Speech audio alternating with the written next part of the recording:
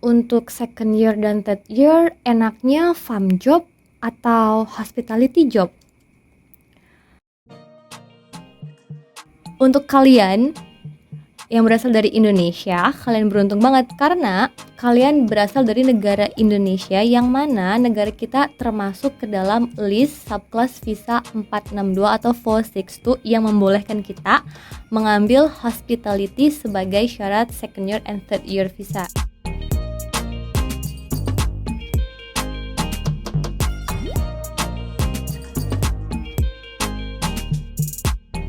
Di video kali ini aku bakal jelasin secara general based on my friend story and my experience as well, gak enaknya dan yang enaknya. Jadi ada pro dan kontra ketika kalian mengambil farm job atau mengambil hospitality job karena gak semuanya enak. So yang pertama, ketika kalian mengambil farm job, poin yang pertama, if that good job, kalian bisa mendapatkan jenis pekerjaan yang long hours, which is itu 8-12 jam. It's a good money gitu.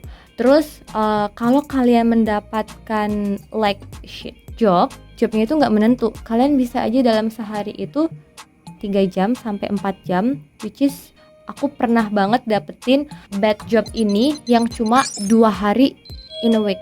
Jadi 2 days a week.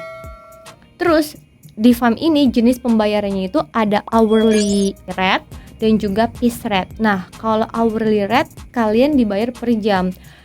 Jadi kalian nggak harus buru-buru. Tapi kalau piece rate itu which is good buat kalian kalau misalkan kalian tipikal pekerja yang fast, really benar-benar cepet banget. Kayak beberapa teman aku karena mereka ngerasa capabilities mereka itu, gue kayaknya enak piece rate deh, karena ketika mereka kerja piece rate, semakin mereka cepat, mereka semakin banyak dapetin dollar.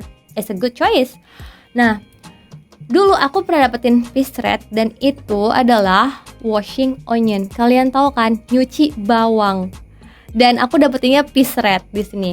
Terus aku cuma kerjanya itu 3 hari seminggu waktu itu, which is waktu itu aku cuma mampu dapetinnya itu 24 box dalam sehari. Which is sehari itu aku kerjanya 6-7 jam, and then per boxnya itu aku dibayar $3. Nah, aku berhasil ngerjain itu 24 box dan per boxnya $3, which is kalau dikalikan itu cuma $72 selama 7 jam kerja. Buat aku is a shit job banget karena aku gak cocok untuk kerjaan piece rate. Dan poin berikutnya yaitu seasonal job. Jadi kalau yang namanya farm ini kerjaannya itu benar-benar seasonal banget, benar-benar kayak musiman. Jadi emang gak yang terus-menerus. That's why kalian harus pinter-pinter banget memilih pekerjaan yang long season. Jadi kalian harus consider untuk mendapatkan jenis farm job yang seasonnya itu panjang. Karena ada farm job yang seasonnya itu cuma 4 minggu, which is itu cuma sebulan. Kalau misalkan kalian bisa langsung dapetin kerjaan itu enak. Kalau misalkan kalian harus nunggu lagi, kalian wasting time and wasting money. Itu gak enaknya. And that's why suggestion dari aku di saat kalian memilih farm job, yang pertama kalian harus memilih big company. Nah, kenapa big company? Karena big company biasanya kalian tuh udah punya link. Kalian juga daftarnya langsung melalui recruiter di company mereka. Yang namanya farm ini, kalian itu gak harus bekerja di ladang atau perkebunan. Kalian pernah denger kan, ada yang namanya teman-teman kita yang udah pernah bekerja di meat factory atau fish factory, which is ini tuh big company dan mereka bisa kerjanya itu lama, 3-6 bulan.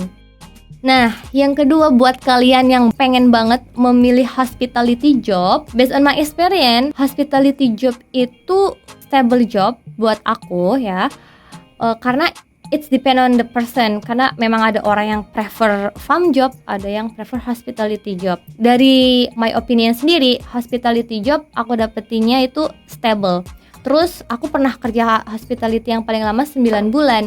Dan aku selalu kerja 6 hari sampai 7 hari bahkan gak dapet day off. Yang mana jamnya itu 5-7 jam. Tapi beberapa teman aku, mereka dapetin pekerjaan hospitality, kerja di hotel itu 9-10 jam. Karena di saat lagi peak season banget, itu mereka benar-benar kayak non-stop, benar-benar kayak kerja seharian. Dan nggak enaknya di saat hospitality job itu hanya memberikan offer kalian jam itu yang cuma 5 jam, kalian bisa mencari solusinya untuk mencari second job. For example, ketika kalian mendapatkan hospitality job itu jamnya cuma sampai jam 1 atau jam 2 doang, kalian bisa langsung cari second jobnya itu di another restaurant atau another coffee shop kayak gitu. Which is waktu aku di Cairns itu ada yang namanya night market. Night market itu bukannya jam 4.30 sore sampai jam 9 malam. Jadi kalian bisa cari second job untuk yang shift malam. Dan menurut aku ketika kalian memilih untuk balance antara kerja dan social life, di saat kalian memilih hospitality, kalian bisa stable untuk hal lainnya. Which is kalau aku pribadi, aku orangnya better untuk mengisi waktu dengan kegiatan lain atau attend seminar atau course di kampus-kampus di Australia. That's why kenapa aku lebih prefer dan lebih sweet untuk kerjaan hospitality. Ketika dulu aku pernah kerja di farm, itu bener-bener cuma kerja tidur and nothing to do, karena memang nggak ada kehidupan banget. Dan kita cuma interaksinya hanya dengan orang-orang yang ada di dalam farmhouse dan di tempat kerjaan. Which is ya, it's based on psikologi kalian tipe orang yang seperti apa.